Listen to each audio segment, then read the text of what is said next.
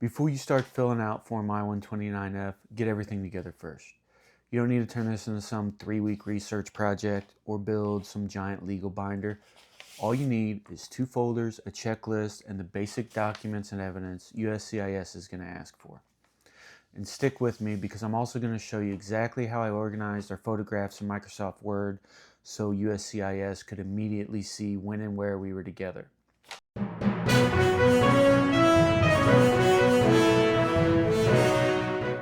Welcome back to the Global Immigrant. I'm Brian. This is episode 3 of our complete K-1 visa guide. In the last episode, we explained why most couples with a straightforward case don't need to spend thousands of dollars on an immigration lawyer just to fill out paperwork. So now let's get everything ready so that when we complete Form I-129F together in episode 4, you're already going to have the answers and evidence sitting in front of you. And if you're following along with your own K-1 petition, subscribe now so you don't miss episode 4. Use 2 folders. So here's what I did. I got 2 manila folders, one for me, the U.S. citizen, and one for my fiance, the beneficiary. So on the front of each, I had a simple checklist of everything I needed to put in each folder for each person. Every time I gathered something, I placed it in the correct folder and then checked it off. That kept our information separate and showed me immediately what I had and what I was still missing. And that's it. That's the entire system. You know, there's no reason to make it more complicated than it needs to be. You need 2 manila folders, a checklist, and you just need to gather everything up. And here's a quick tip. Send in more than you think you're going to need. Gather the obvious information and documents. Now we're going to move through this part pretty quickly. For the U.S. citizen petitioner, you're going to need your social security number, birth certificate, and other proof of U.S. citizenship. So a copy of your passport information page, your current address, employment history, and information about any previous marriage or marriages. So if you were married before, you need the final divorce decree, annulment order, or death certificate that shows that it legally ended. And that goes for multiple marriages. You just need that for each marriage. If you've changed your name, get the document connecting the old name to the new one. You're also going to need a passport style photograph, 2x2, and a signed statement saying that you intend to marry your fiance within 90 days after they enter the United States. For your fiance, you're going to need a copy of the biographical page of their passport, current address and contact information, any of their previous marriages, any of their children, information about their parents. If they've previously traveled to the United States, you're going to need copies of their I-94 that shows that they arrived and left and didn't overstay, is basically what that is. They are also going to need a passport style photograph, 2x2, and their own signed intent to marry statement. Physically mailing a photograph for the 2x2 passport style photograph that she's going to need, or he, whoever your fiance is, that could have taken months. She emailed it to me. Full resolution image, and I had it printed here in the US. That's perfectly fine. The finished photograph met the size requirements and photo standards, and that's what's important. Now, if a submitted document is not in English, you're going to need to include a complete English translation with a required translator certification. So whoever translates it has to be certified as a translator. And most of this stuff is going to be copies. So unless they specifically request an original, keep the original and send clear photocopies.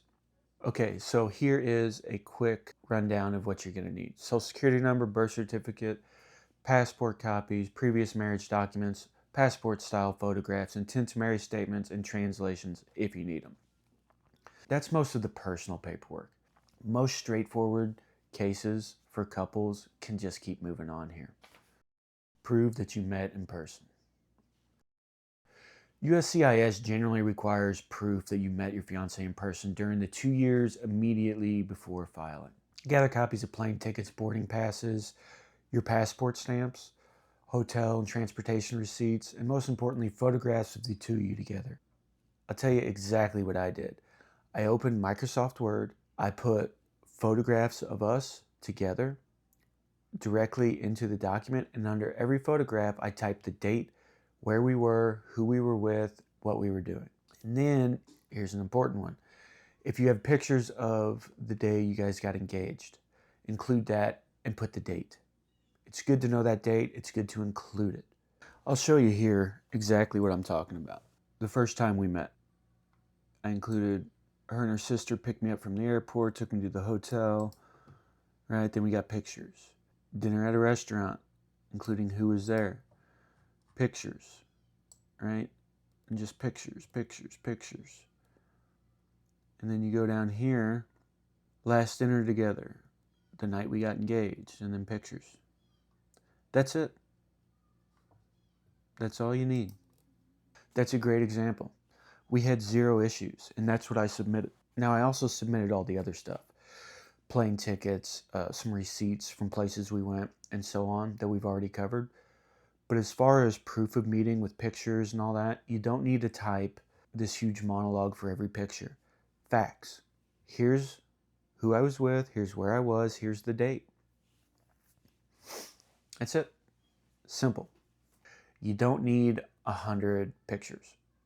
You just need a reasonable selection that clearly shows that you were together, when and where, and who was there with you. Include a reasonable selection of you guys' chats, call logs, other communication you had. I printed off a huge log of our conversations from Facebook Messenger, and I included that. I didn't even go through and pick out certain conversations. I just select all, copy, put it in a Microsoft Word document, paste, print it off, put it in there. I didn't even look it over. Let them look through as much as they want. No problem. Final preparation check. Once both folders are complete, use them to build one filing packet. Do not mail your personal notes or every piece of paper you gather. Include the completed form and the documents and evidence that support the petition. Keep it in a simple order.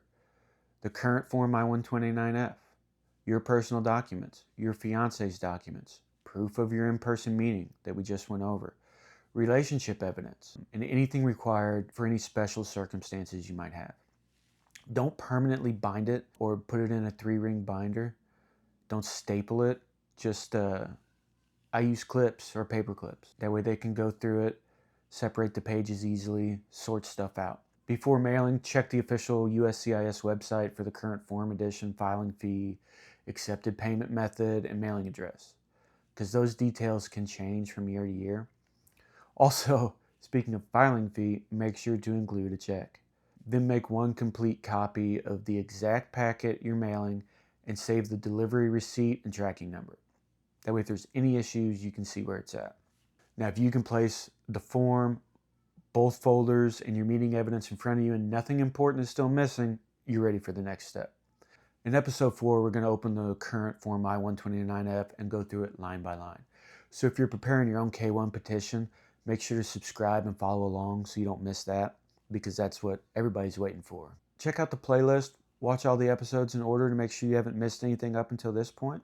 And if there's anything I missed in this video or you have any questions at all, make sure to leave them down below in the comments. I'll read them. I'll answer every one of them.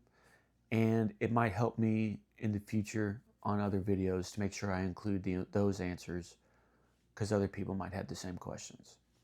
So thanks for watching. I'm Brian with The Global Immigrant, and we'll see you in the next video.